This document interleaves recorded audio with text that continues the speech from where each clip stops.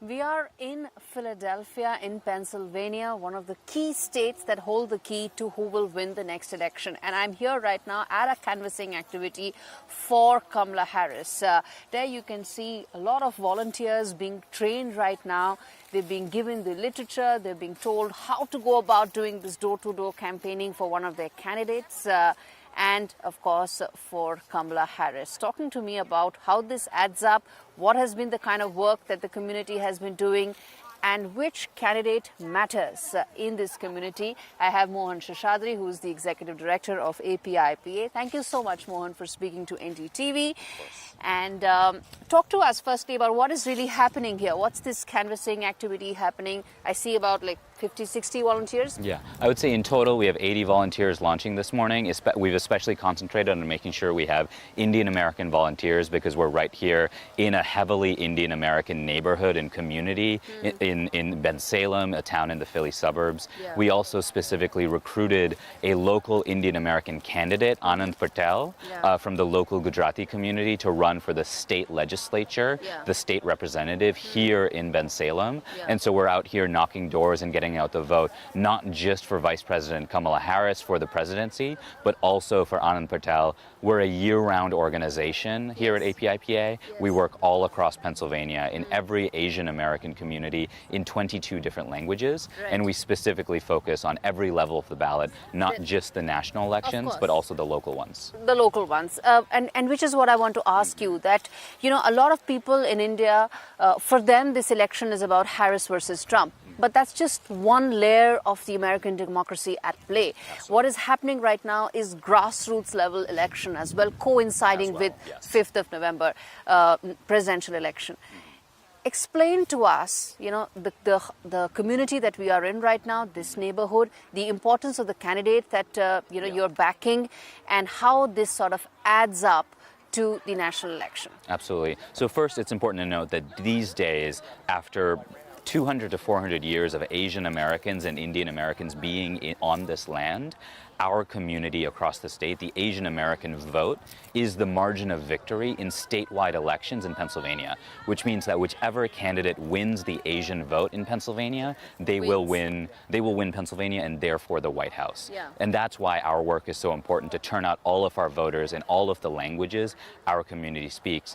But we're also the margin of victory in local elections all across Pennsylvania. And while the White House and the presidency is important to us, these local elections are equally important. Exactly. They affect our community's day-to-day lives. They affect workers' rights. They affect environmental protections. They affect healthcare access. They affect things like roads and bridges and, you know, which buildings are getting repaired and things like that. And we've especially seen how much our communities are excited to turn out for a member of our community, which is why we've recruited someone from our community to run in this local election. You mentioned that the Asian American, I would say the Indian American vote is essentially that X factor between victory and defeat right now.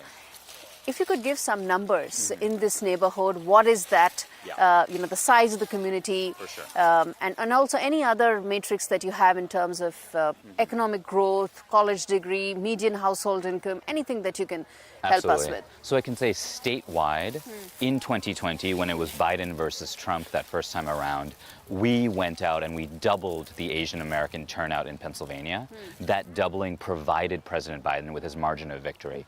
Previously, the Asian vote had been between 40,000 and 60,000 members of our community turning out. We mobilized between 100 and 120,000 voters to turn out, and that surge provided President Biden with the 80,000 votes that he needed to win in Pennsylvania in 2020. We played the same role in the statewide elections in 22, and we're excited to do the same thing. It's important to note that overwhelmingly Asian Americans, and specifically Indian Americans, are voting for Vice President Kamala Harris at 75 to 80% margins. But that means that it's not just about persuading our voters to vote for the candidate it's about getting them to the polls. Exactly. And I want to ask you about, what exactly is that training that's happening there right now?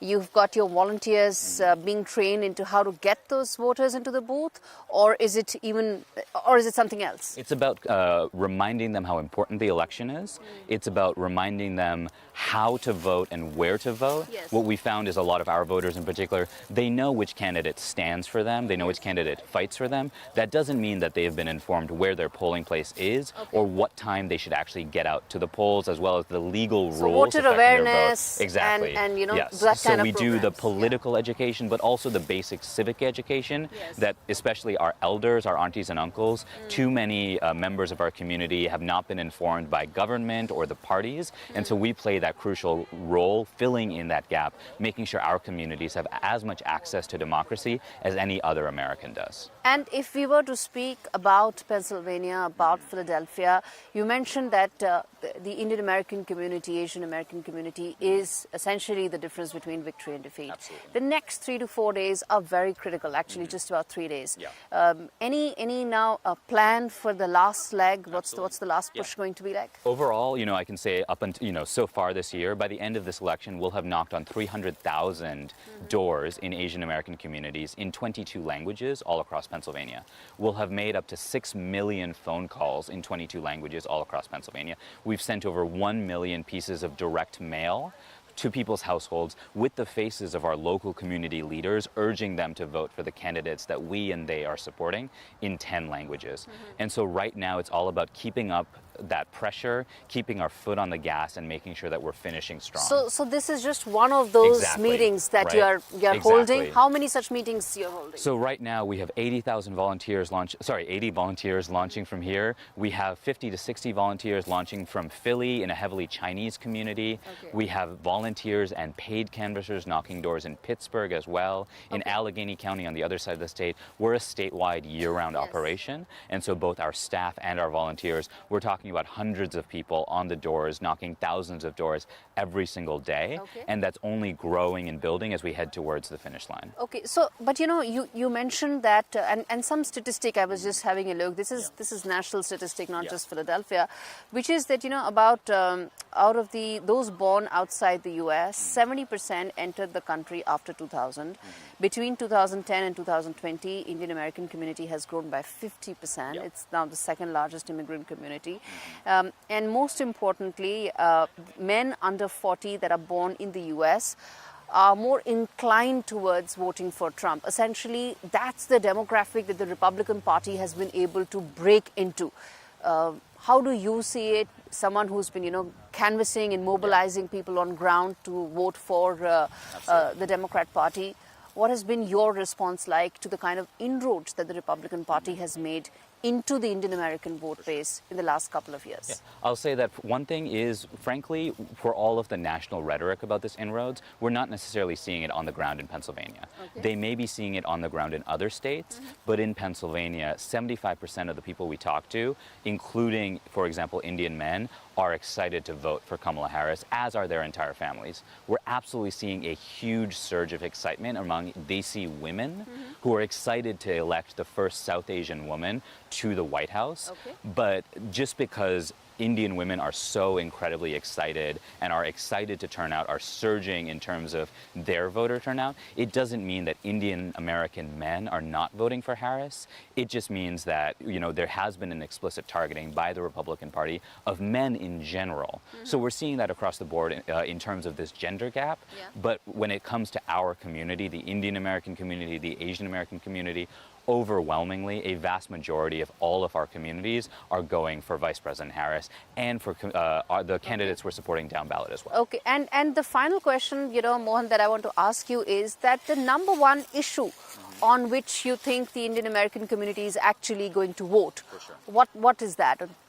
I would say is a couple things. One, gun violence and gun violence prevention, especially the roles that guns have played not just in school shootings, but in anti-Asian and anti-Indian violence over the last couple of years. Our communities are aligned in backing candidates who support common sense gun violence prevention reform. We've seen that overwhelmingly. The cost of living and the economy is huge for our voters, but overall our communities want an economy that works for everybody, not just the 1%, not just millionaires and billionaires, billionaires who are going to get tax breaks from the Trump administration, but middle class and working class families who need support in order to make sure that they have equal access to opportunity.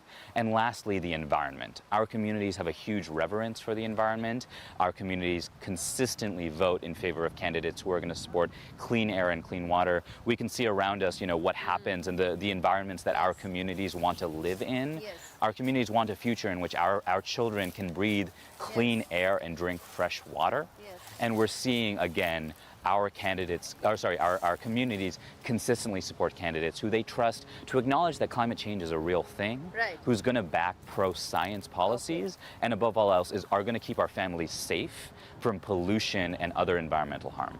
All right, Mohan, thank you so much for speaking to NDTV and taking, making us see what really is the grassroots level political campaign that takes place and get an inside, view of American democracy at play. Thank you so much Thank you for covering our work. Thank you.